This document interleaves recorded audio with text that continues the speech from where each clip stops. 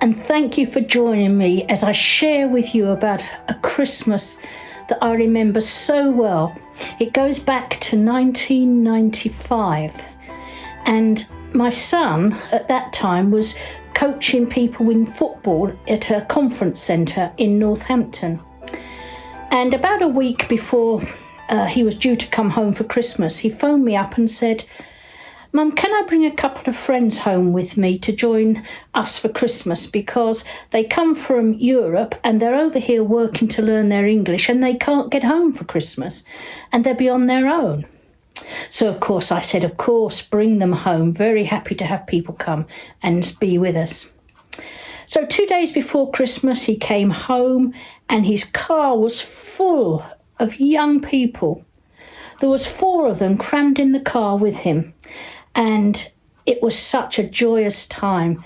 There was bodies sleeping on the sofa, on the chair, in the bedrooms, on a mattress, in sleeping bags, just the fun of being with us.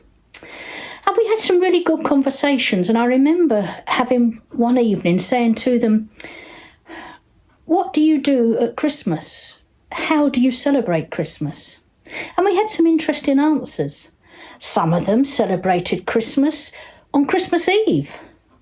Some didn't celebrate Christmas to January. And one didn't really celebrate Christmas much at all. He didn't find it a time to be happy. And then we talked about traditions of Christmas. What did they eat? Well, none of them had turkey like we would traditionally have. A couple of them said their main Christmas meal was a fish dish. Some of them had meat of some sort. One of them even had variations of a potato dish. It was really interesting to compare what their tradition is, what our tradition is. But the main thing that I wanted to get round to talk to them about was, why did they celebrate Christmas? This was the interesting thing. And they had a variety of ideas on why they celebrated Christmas. So I was able to share with them that lovely verse from John's Gospel, chapter 3 and verse 16, which said, "God loved the world so much that he gave his only Son, that whoever believed in him would not perish, but have everlasting life." And it was so good sharing that with them, because I said to them, God loved the world, not people living in the UK. He loves everybody. It didn't matter what their nationality was. It didn't matter what colour of skin they had.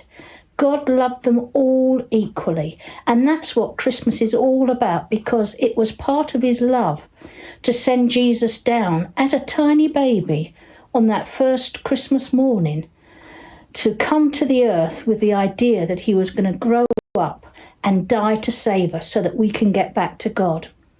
We had such a lovely time that Christmas. I shan't ever forget it. And I had great love for those young people. And so as we now enter into the last 10 days before Christmas and we prepare for what Christmas means to each one of us, I pray that that is just what you'll do. Think, what am I doing and why am I doing it? Merry Christmas.